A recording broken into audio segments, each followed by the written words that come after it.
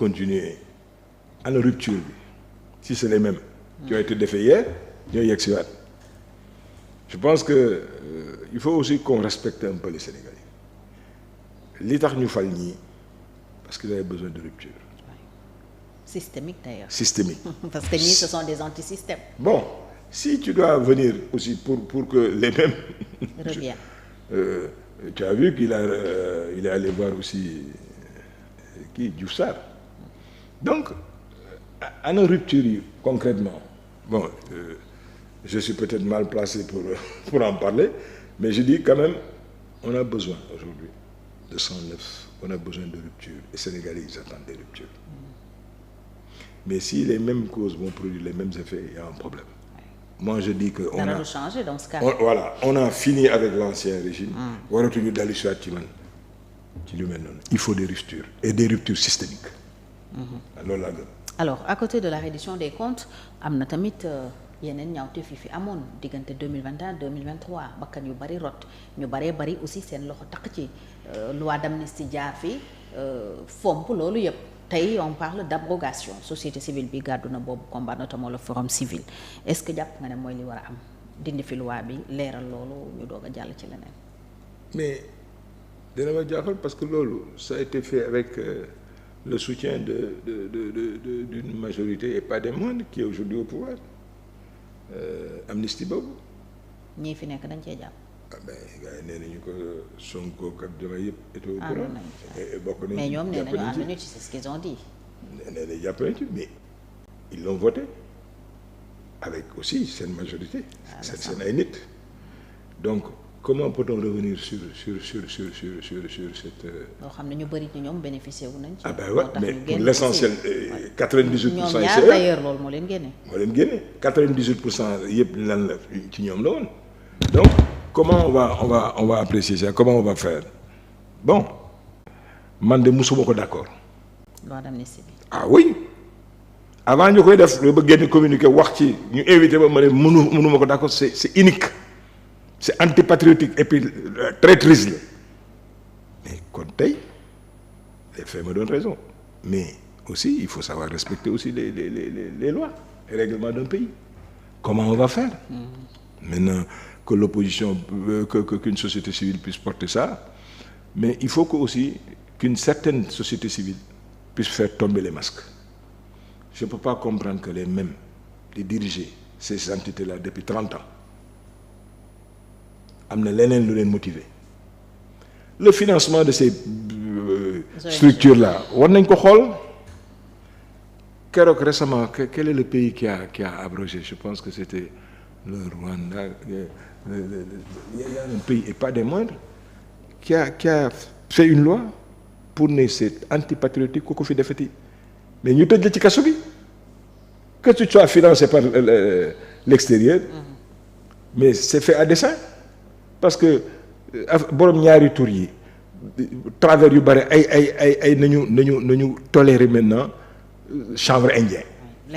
légaliser ko mais bêtises yu mel noonu excusez-moi de l'expression saloperie yu mel noonu ñu koy accepter ay nit di ko wax ñooñu am ils sont motivés par autre chose ñooñu il faut qu'ils fassent tomber les masques société civile boobu elle est impertinente.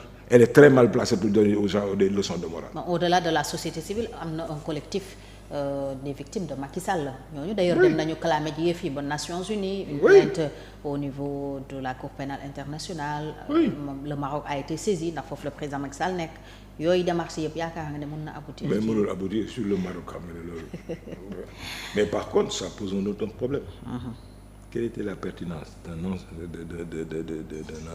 qu'un ancien président di dem di dem dëkki foofu alors que le Sénégal t'a tout donné waxuma la loolu tey nga nekk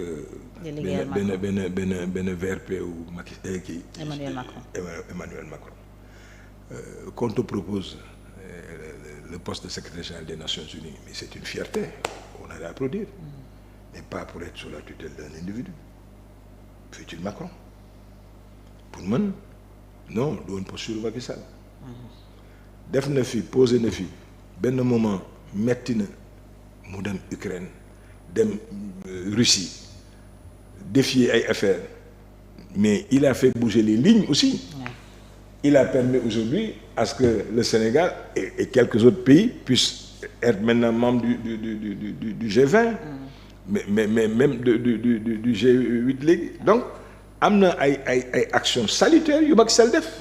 Il n'a pas été effectivement que négatif. Sur la scène internationale, il a fait beaucoup de choses. Il a permis aujourd'hui au Sénégal. Et au sein du leadership au Sénégal. Voilà. Et de l'Afrique. Oui.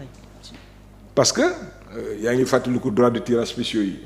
Mais def na ci ay jéego yoo xam ne ça a fini l'Afrique avait reçu je pense 500 ou 52 milliards de dollars qu'on a répartis. Le Sénégal s'est retrouvé avec 420 milliards, etc. Donc sur la scène internationale, il y a eu des actions et des actes positifs qu'il a eu à poser. Moo tax on ne comprend pas que man je suis désolé de voir tey que pourquoi mu dem dëkk Maroc. am na ñu jàpp ne c'est pour se protéger. Parce que demee Maroc y a les gens ne peuvent pas ne pas penser à ça. Pour que ñu... bien sûr, c'est un royaume. Les gens ne peuvent pas ne pas penser à cela. Mais ensuite, qu'il le fasse encore, c'est un peu tolérable. Mais être le VRP de Macron, ça me pose un problème. Franchement, ça m'a posé un problème. Quand je l'ai appris, ça m'a posé un problème. Alors qu'ancien président il est entretenu par le Sénégal. Mais d'égale dignité que Macron. Oui. Qui rayonnait, qui tenait. Et puis africains yi gëmoon ko certains taxaw sur des problèmes majeurs bañ ci def concession xoolal le coup d'état du Niger là très tôt il a marqué les ruptures et les forces de défense et de sécurité du Sénégal seraient disposées à y aller gars yi bi commencé tiit Olago xaw ma na ko le président nigérien là à la dernière minute je pense que c'était des problèmes de trésorerie et de logistique a failli. Mais waruñu accepter que ces bandits là criminels là di toog di jël pouvoir yi comme ça par la force. Assimi Goïta dafa am référence kii day nawle 5 ans mu nekk ci transition ñooñu dox tey des leçons. te demaguñu. ñooñu dox leçon Choguel di ñu jox ay leçons. Le premier ministre ne doit pas accepter ça. Les Sénégalais ne doivent pas l'accepter et puis waruñu accepter sax gars yi di stigmatiser Diomaye wala di stigmatiser Sonko. waruñu ko nangu. ñooñu dañu teg bët Alpha Oumar Konaré c'était un patriote il y avait des ruptures foofu mais tey 2 heures de courant ñu am ko problème la ñu am kooku nawle la ñun tey ci sous-région bi lu dul Côte d'Ivoire. Même Guinéens ils sont dans une crise. mais man démb j'étais effaré gis benn manifestation ñu simmi ko sili bu neen di ko dóor. répression 9 militaires tëj ko di ko dóor et puis y a les 2 là ba léegi kan xamul fu ñu nekk pour man ils sont morts mais ñooñu dañuy référence. mais nañu xoolaat suñu bopp. Sénégal donc métti na waaye ñoo tane nit yu mel noonu nañu xam il faut qu'on sache raison garder et vraiment pour revenir à ta question est-ce qu'on peut revenir sur une loi comme ça je ne pense pas. ba yegg ci peut-être juger l'ancien président. non lu dul haute trahison nañ ko mën juger. mais on ne peut pas le poursuivre pour d'autres faits. Cette haute trahison nag maintenant l'interprétation et comment on le fait. Elle n'est pas définie. Elle n'est pas définie donc je ne pense pas moi je n'étais pas d'accord mais ils l'ont fait il y a eu des gens qui ont accompagné ça. Je pense que épiphénomène lay doon rek ñaa ngi ci yëkkatiwu bon si ça leur permet de pouvoir mobiliser leurs ressources pour se financer c'est très bien. jërëjëf maa ngi lay gërëm monsieur le ministre d'État amoon naa mbégte loolu dalalaat la. mais content de bonnes questions très pertinentes que jot nañ ko et puis ça nous a permis quand même de donner notre point de vue sur un certain nombre de choses. Mais qu'on sache raison garder et nañu privilégier les intérêts du Sénégal. Et on n'a aucun intérêt aujourd'hui à ce que ce qui se passe dans ces pays-là se répercute dans nos pays. On a des frontières bon jusqu'à preuve du contraire elles sont pas poreuses. Parce qu'aujourd'hui, grâce au drone, je pense qu'il y a une bonne surveillance. Mais nous avons davantage nos relations avec... Surtout que les gars ont un satellite pour être dans l'espace. Donc, bon, voilà, ça nous permet de voir... Les choses vont s'améliorer. Gaïa 7.1 a été lancé. Une révolution. C'est pour dire qu'il y a des choses bénéfiques. C'était avec l'ancien régime. Oui, Macky Moko initié. Voilà, il a fait des choses. BRTI, j'espère que bon, au départ on disait oui, mais tey am na loolu bari lu muy régler. C'est d'utilité publique. Mais moo tax waroon na jël hauteur quoi mënuma comprendre muy nekk VRP ou Macron. Surtout que Macron va partir Sénégalais français dinañ ko.